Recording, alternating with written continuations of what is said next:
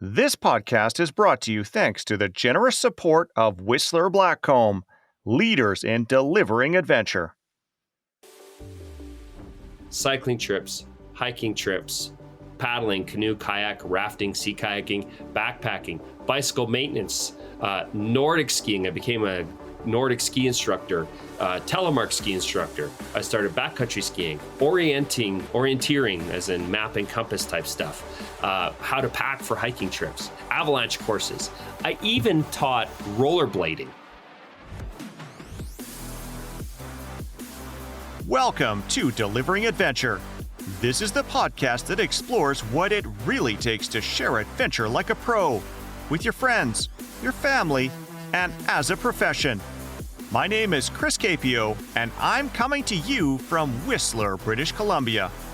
And I'm Jordy Shepard, recording from Canmore, Alberta.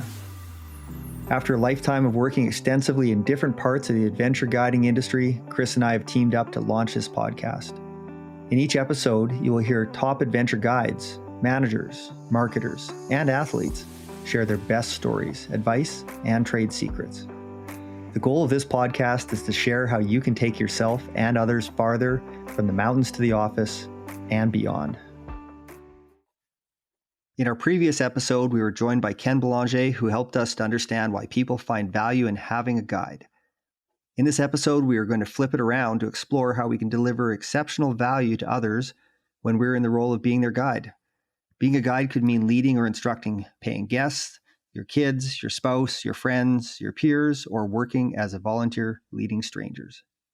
Joining us again is Ken Belanger, who shares some of the key things great guides do to provide exceptional value to the people they are leading, whether it is professionally or recreationally.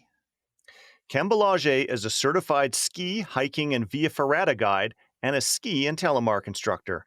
Although Ken grew up in Calgary, not far from the mountains, with his single father and two brothers, they didn't have the financial means to explore them.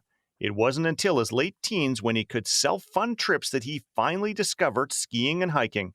He was immediately hooked. It was a steep learning curve to overcome his fear of heights and water. But within a few years, he was instructing and guiding a number of adventure sports. Ken now operates Elevation Guides. With nearly 30 years of guiding experience in 23 countries, he couldn't imagine a better career. Ken resides in Canmore, Alberta, at the doorstep of beautiful Banff National Park with his partner Julie, their 5-year-old son Olan, and their faithful husky Tyga.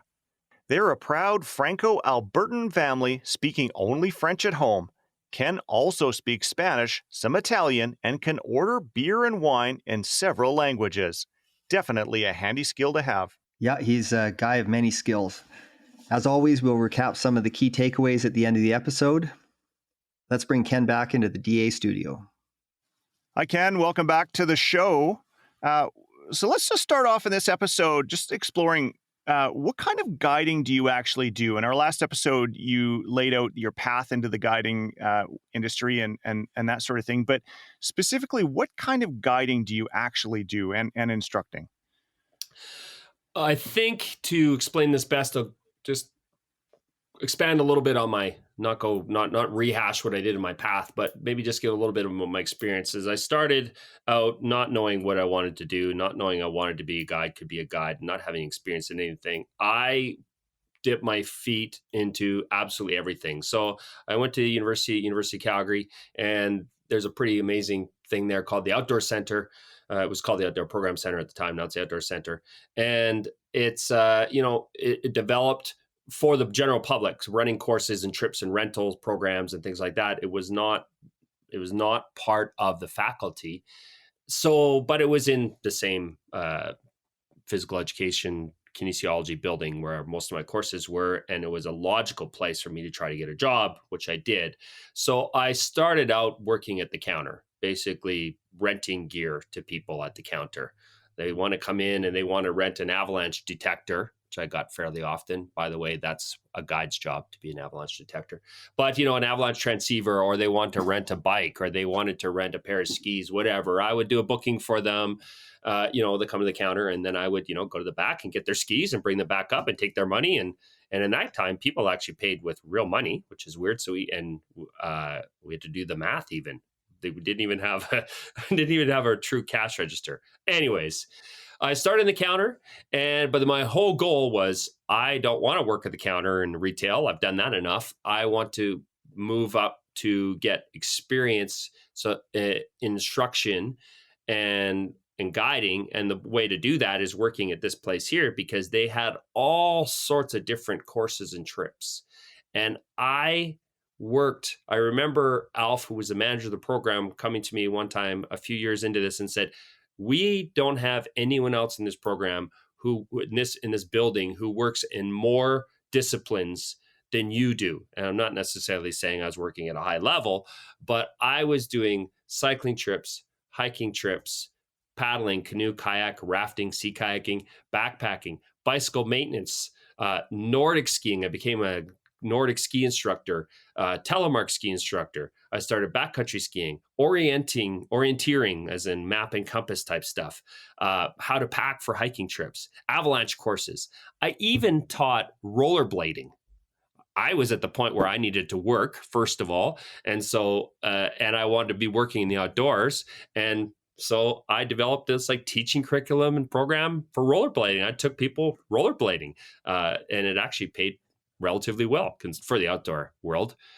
So obviously I had to funnel all these different things into fewer activities, because I was a jack of no trades, and figure out where I wanted to go. And so let's fast track now to all the different things I've done over the years. I talked earlier about some of the work I did, cycle touring, things like that. But now I would say, if I define myself by my career, which is not a great thing to do, but it is what we're doing on this show.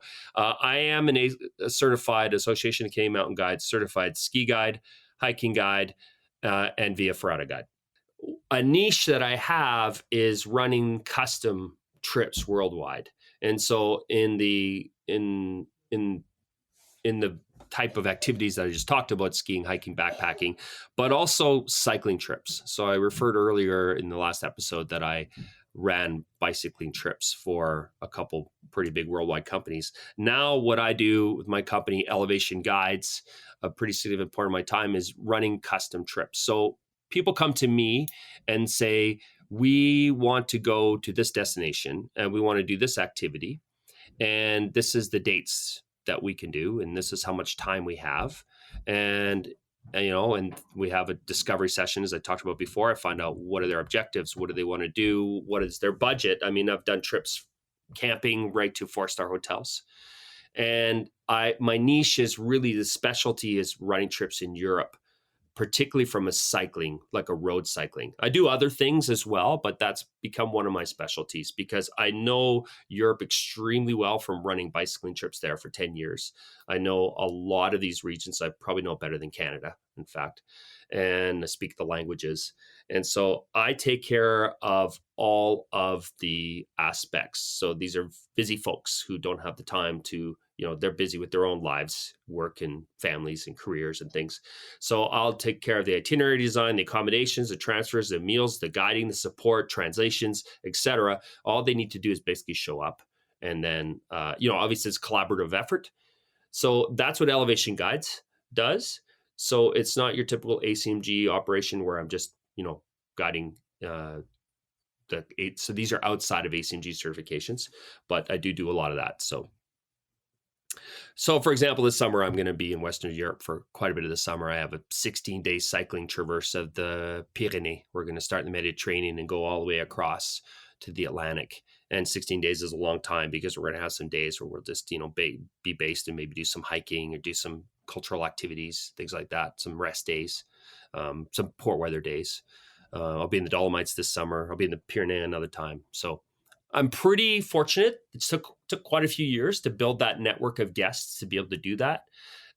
And obviously it was a terrible business plan during COVID, but thankfully things have come back. So what specifically do you provide your guests that they come to you for? Like, what is it about you that brings them to you versus, say, going with a large company that could offer these kinds of tours or that sort of thing? I mean, there's a lot of guides out there, but you've carved out a pretty good niche for yourself with your company. So what is your kind of secret sauce? Yeah, I think my secret sauce for that is that personalization. So there's lots of big companies out there doing these sort of trips, of which I, help start a few of these big companies and know them quite well. However, the way that those places work is they're working in volume. So they have a set itinerary, and even when they say you can privatize a trip, you're basically privatizing a set itinerary. So set dates. So basically, they've already put everything in. You're just dropping in and saying we're going to take this whole trip for ourselves. But what I do for folks is, total custom, bespoke, in fact, which is quite apt when we're talking about a cycling trip. So we say, they go, we want to go to the Pyrenees, but we don't know anything about the Pyrenees. I know the Pyrenees extremely well. And I go, what kind of stuff do you want to do in the Pyrenees? What time frame, what time of year, because that can change where you go. How much time do you have? What kind of cycling, hiking do you want to do? What kind of cultural side do you want? How big is your group? I specialize in small groups. And what's your budget? And because I'm basically a one-man show with my partner, Julie, who has a full-time job, and we have a boy at home, so we have a family, we're busy, but that's essentially our show. We don't have a lot of overhead necessarily like some of these bigger companies because we have basically zero marketing. This is our marketing. I hope that delivering adventure really comes through for me. But, the marketing is expensive to do marketing. So I rely on word of mouth and networking, and I can put together custom trips for, if people are cost sensitive, I can do them for less expensive usually than the big companies, simply because I just have less overhead. So I think that's a big thing. But so there's different kind of clientele. If they're cost sensitive, or they, whatever, and cost sensitive that just means they're careful how they spend their money, which I think probably everyone should be. It doesn't matter how much you have. But also, if they want something really special, I can put something together very special, and I know these areas extremely well. So Ken, what do you think makes a great guide? You've worked with a lot. You've trained some. What makes a great guide to you? I think what makes a great guide, and everything is subjective here, but I think it's the empathy or sympathy for where your guests are or where they're coming from. And I think I have a particular affinity for that because, as I've explained, I can remember very vividly learning these things myself. It wasn't all that long ago. And I think being tuned in to your guests is really why they're there. They're there to have whatever experience it is safely, but I think you can augment or accentuate their experience by really trying to figure out what it is that you want to deliver, what they want to be delivered. And, from what we talked about earlier, setting expectations, that's part of it. That's part of being a great guide, is before the adventure has even begun, find out what the expectations are for your guests, for your group. I'm always trying to get more and more information, and I'll plan based on that. So if we look at some of these trips that I put together, like this trip I put together that's going to traverse the Pyrenees, for example, I mean, that's a custom itinerary that I built just for this group. I wouldn't run that same itinerary for another group. Another group would probably be, there may be some commonalities, but there's going to be some differences. And that's based on the discovery sessions I had with this group. It's also a group that I've done a few trips with before. So I've gotten to know them as friends, and I know what they like, and I know what works well for them. And sometimes I know a little bit better than they do what works well. They wanted to move every single night and just move through. And I said, that's not what we're going to do here, because I know from experience that it's not always unicorns and blue skies and rainbows. Well, rainbows, I guess, wouldn't necessarily be blue skies. But, you got to have some days in there for poor weather. You got to have some days in there for people to be tired. You got to have some days in there for them just to want to relax and settle in at wherever they're staying for 1 or 2 or 3 nights, So I think being tuned in is super important right from the beginning stages in your discovery sessions, your pre-planning sessions, all the way during the event, finding out. And if you don't know, if you don't think you have this and I don't think I necessarily have this, that I'm so tuned in, I ask them. I ask my guests, I communicate with them constantly. I say, how are you doing? Is everything going well for you? Is there anything I can do to help it go better? Uh, I don't think anyone expects you to be a mind reader, but they don't necessarily know in the moment to communicate that with you. So you need to be proactive to find that out and to be in touch with your people. I think that's really important. And I think that's what distinguishes a great guide from a guide, an everyday average guide. And let's say we all have the same level of technical skill. I think what makes some of these people stand out are those personal interactions and those personal relationships they've built with their clients. And I can say, and I'm sure you can say that, Chris, and Jordy can as well, that you probably have some clients that have done many trips with you over the years because you have that personal rapport. And that's something that, they become friends. And that's pretty cool. Yeah, and a big piece of it is remembering that it's not your trip. It's what you're doing for work, for your job, for your business, and it's their trip. And the client, they do say the customer's always right, and you have to pull that into it. It is a service-based industry. I call myself an alpine waiter when I'm out guiding, right? And it's like, what would you like? And then the question comes, what can I actually give to you? Because maybe they're asking for something that's not possible. Like, I'd like it not to be raining really hard right now. Well, no, but we can change our location either geographically to where it's not raining, and be flexible, or we go inside right now or we pull out umbrellas or all those kind of things to mitigate that. But you can't change everything, but you really want to ask them, what do you want? And sometimes they don't know what they want, and it helps them think about what they want. And then you make suggestions that are, I think this would actually be really good for you. And that's being the penultimate guide. Yeah, I agree. That's exactly.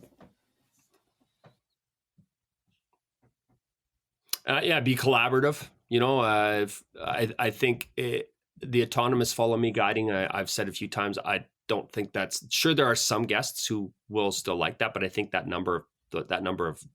pool of guests is diminishing. I think people want to be more involved, and they're more invested as time becomes, people have less time. They want to get more out of their time. And so the more involved they are, I think the richer their experience can be. And so find out what they really want out of the day. Are they scared, tired, anxious, bored, whatever? You need to sometimes pull that out of them. I find that when people start to get really, really quiet, then that's probably going to reach out to them a bit more. And I'm not expecting them to necessarily carry on a conversation, but I want to make sure everything's going okay. And I don't know if I just go, oh, they're quiet, good, I'm just going to keep on going and just keep putting this route in, I may be missing something. You raise a couple of really great points there, Ken. Just to follow up on what you're just saying, people won't always tell you how they're doing, and it can be very easy to assume that everything is going along fine, especially when somebody comes in with a set of expectations and then you think you're meeting them, but maybe they realize that those expectations weren't what they really wanted to do. So things are harder than they thought. The situation's changed, and now that's not what they want to do anymore. So I totally agree. Checking in with people and to find out how they're doing is super important. And sometimes, like I had an instructor once who came up to me and he said, I actually said to him, I said, well, how is it going? And he said to me, well, actually, I don't know. And it turned out that he actually had no idea. The people that he was guiding and teaching had become quiet, and he actually had no idea whether they were having a great time or not. And I said to him, I said, well, go and ask them. How is it going? Is this what you wanted? And then you'll know. And so sometimes people will not ask. And just to follow up on your original point there about customization and building the trips that your guests want, we talked about this a little bit earlier off microphone here. I was sharing a story with you about a guy I knew who had started his own company, and he was starting a hiking guiding company, and I asked him, out of curiosity, I said, "Well, what do your guests look like? Like, where are they coming from? What are they interested in?" And his response to me was, "I don't actually know." And I'm thinking, you started a company to go guiding, hiking, and you're doing these big trips, and you don't even know what your clients look like, where they're from, or what their interests are. This is probably going to be very difficult for you to find people to do your trips. And it turned out that I was right. What he should have done was to figure out what kind of people he was looking for and then build the trips for that group of people, not the other way around. And I think you highlighted this at the time when I shared the story. He was building the trips because he wanted to do those trips as opposed to wanting to take people out and share those experiences with them. Yeah, I think if you decide you want to become a guide because you just want to be in the mountains all the time, that's not enough. If you want to be a great guide, to answer that question, I don't think that's enough. I think there's lots of people who love to be in the mountains who are maybe quite good in the mountains, technically, who would not be good guides. You need to be there for reasons that are a little more selfless than that. Not selfish, but selfless. I think you need to be there because you like people, you have a genuine interest in people, and you want to help people have experiences that they probably otherwise couldn't have on their own, or certainly not as easily. And if you don't have that, then sure, you can fake it for a while, but eventually it'll catch up to you. So, what are some of the other qualities that great guides have that other guides might miss? I think we talked about these a few already. I may repeat myself here, but I think it's collaborative. It's probably some psychology, which is a little bit about being collaborative, being tuned into people and figuring out what would be the best experience for them from a safety and from a enriching experience, whatever that may be. It's being selfless. It's realizing that you're not there for yourself. You're there for your guests. You're doing a job. You have a responsibility. I think it's also realizing and accepting that responsibility. So a lot of people fall in love with this idea of guiding because they're going to be skiing around or climbing around in the mountains, but they don't realize necessarily what a tremendous amount of responsibility that is. You literally have people's lives in your hands. And I think a great guide is very aware of that responsibility, because I think that's a really good check to be sure that your decisions that you are making are in the best interests of your group and in safety, and they're not for your own reasons. That may be something that your guests are never even really aware of, but you are making those decisions based on that. Yeah, you're bang on with that level of responsibility, and I often look at it in an additional way, in that when I'm teaching and guiding, it's often not in a super risk taking environment, but the people that are coming to me are giving me their most valuable resource, which is their time. Those moments that cannot be replaced. And for a lot of people, their vacation time, especially vacation time with their families, is the most precious thing that they're ever going to have in their lives. When they get older and they look back, those are the memories that they're going to be remembering the most. There's not going to be the time spent at the office toiling away. It's going to be watching their kids grow up, or spending time with their families or their friends, or pushing their limits and that sort of thing. And so they're entrusting me with this resource, and I can't get it wrong, because they might be in Europe for a certain amount of time, or in Whistler or the Canadian Rockies for a few days, and they may never come back. And so you almost have to approach it that you can't really make any mistakes. This has to be the best 2 or 6 or 10 days in this place that you can possibly provide. And that's a big level of responsibility. And I think great guides recognize that and really set out to maximize that time. So we've been talking about many of the valuable things that guides and great guides can provide and do, and some of their qualities. What do you think some of the critical mistakes are that people can make when they're leading others? I think it's pretty difficult to. So you mean like peer groups? Is that what you're asking about, Chris? Yeah, I mean, anybody that ends up in that leadership role, whether it's being paid from their clients or they're leading their peers, their family, any of those things, in the context of guides, we end up being a guide anytime we're in that leadership role of guiding others, and we've been discussing this in the context of professional guides, but of course that extends into anybody that's guiding their friends or their family or anything like that, right? And so, when we look at the types of mistakes that people can make that end up kind of being critical to losing trust or getting into trouble and that sort of thing, like what are they? Well, yeah. I mean, I think generally, certainly could talk about all sorts of very specific decisions, but I think the general thing is, I think it's pretty important to realize it's really difficult, very difficult to guide your peers, your family, your friends. There is a lot of responsibility that you're assuming. And I don't think a lot of folks realize that responsibility that they're assuming, no matter what level of training they may have. I certainly didn't when I was younger. Uh, and as soon as you have one extra course over whoever else, you're going to be the de facto leader. And realizing that you're taking that responsibility, I think, is pretty important. If you don't realize that, then I think you're already probably on the wrong path. Uh, you know, with peers, you have your interpersonal relationships that can be baggage when you come in. I mean, it doesn't mean that the necessary. You might have a fantastic relationship. You have a certain structure of your relationship. Maybe it's your partner, or maybe it's a friend, or maybe it's an enemy. But in the field, those that really can affect your decision making. The confirmation biases, the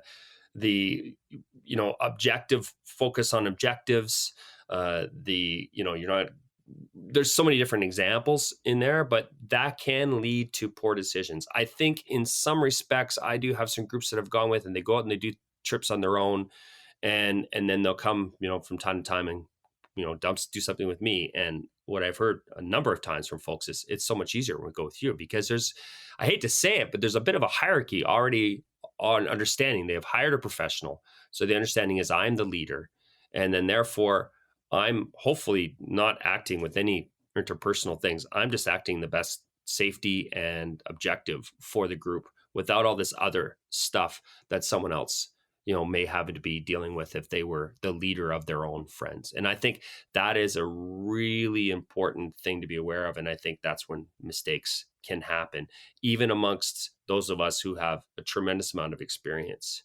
We can still fall into that trap. It's like a different hat you put on when you're guiding. I put on when I'm guiding. It's a different hat than if I go out and do something with friends. Hopefully that hat, when I'm out with my friends, doesn't compromise on safety. But if I'm realistic and honest with myself, it may not be as good of a hat safety wise as when I'm guiding. I think, you know, Yeah, it can be really difficult to lead your friends, especially when you're sort of in that gray zone of being the leader, but maybe not being seen as the leader. Whereas on a professional level, when someone comes in, there's already that expectation that you are the decision maker. Now, not always. I've been in situations where the people come in and they want to hijack what you're doing, or want to take over, or they want to do things that you don't think are in their best interest. But generally speaking, when you're in a professional situation, the person that comes in is giving you that responsibility and that acknowledgement that you are the lead.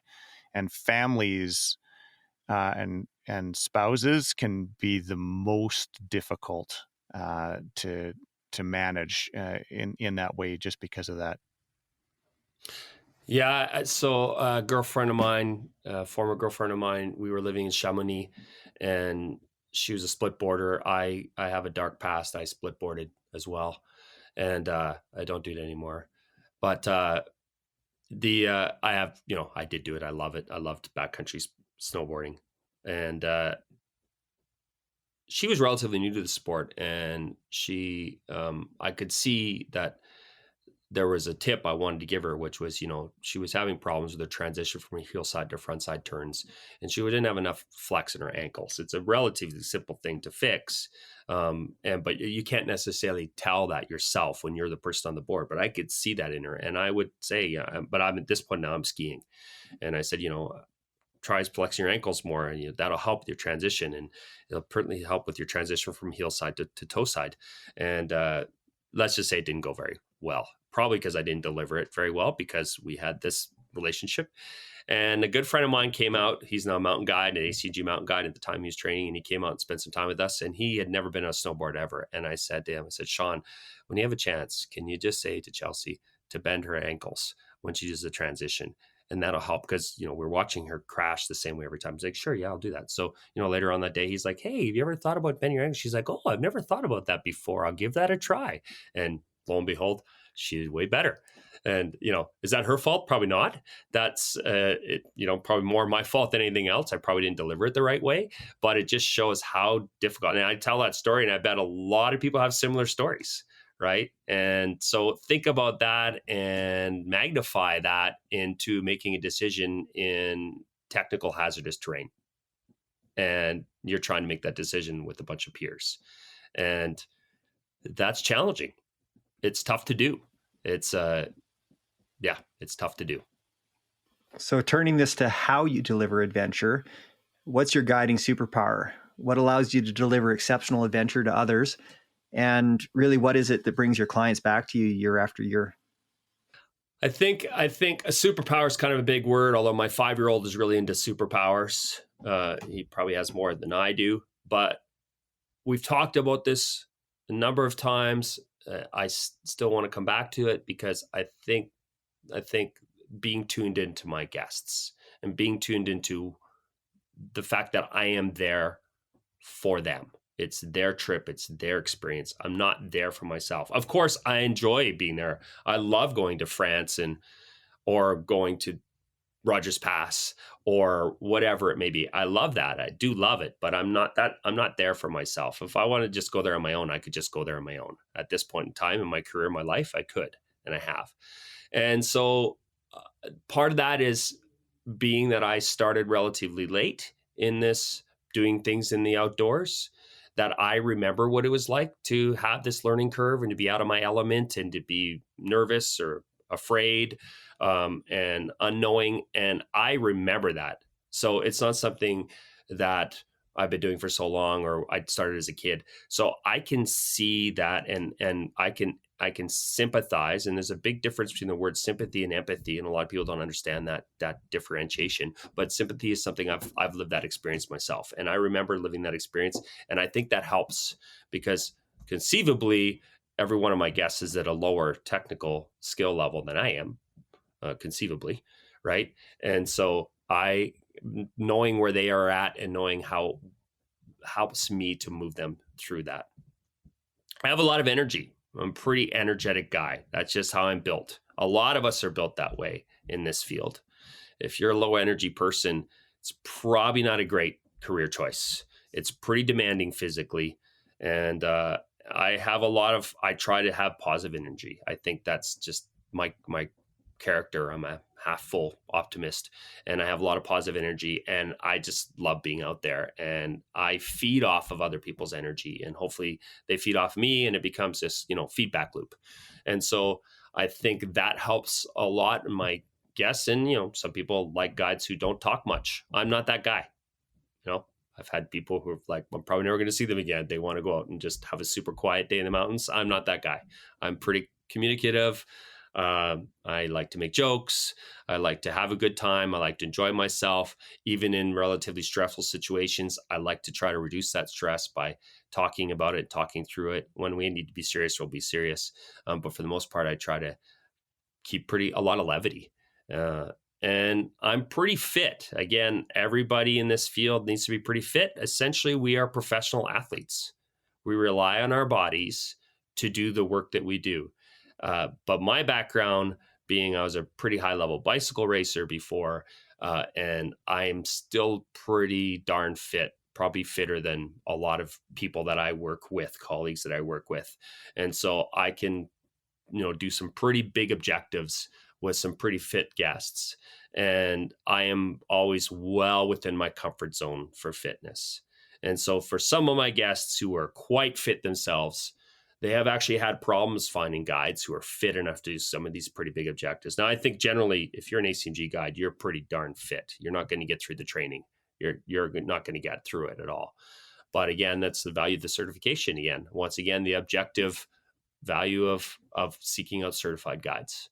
That sorting, that filtering has already happened for you as a guest. So when it comes to being a great guide, what are somewhere between your top 3 and top 100 pro tips? What are some of the secrets that our listeners might not know about? I think you need to be resilient. I think you need to be self-sufficient. I think you need to be self-motivated, particularly if you want to follow, say, the ACMG path.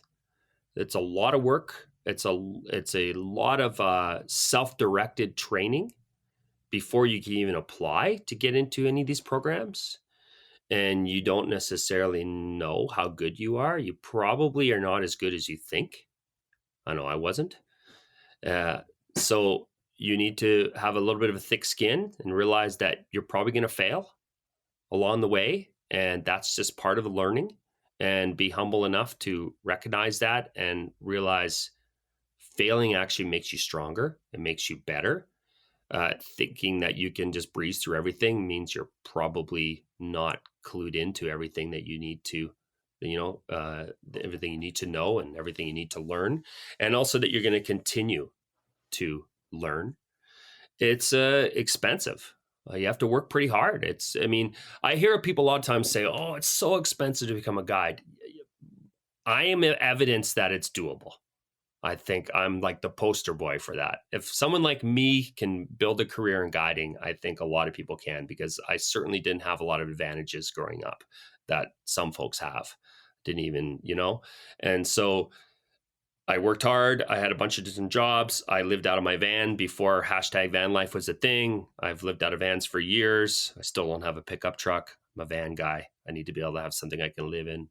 Down to 3 vans right now, 2 different continents. But, and you need to soul search sometimes and just figure if this is the thing you want to do. And there's going to be some hard roads. I ate a lot of Ichiban, a lot of craft dinner, things a lot of dirtbags have done, but I wasn't just doing it for the story, this reality of what I needed to do. But I think when you work through all that, that's actually just a way of learning to work through adversity. And even if you don't have the financial challenges, there's still all the other challenges that of what I've talked about that we all have to go through.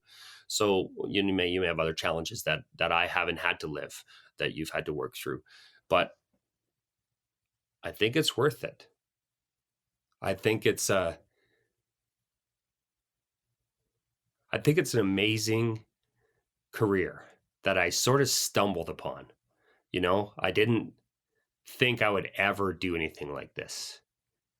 And to have built a life, a happy, relatively comfortable life, doing something that I truly love. I've always just done what I've loved, and it's worked, and it's been worthwhile.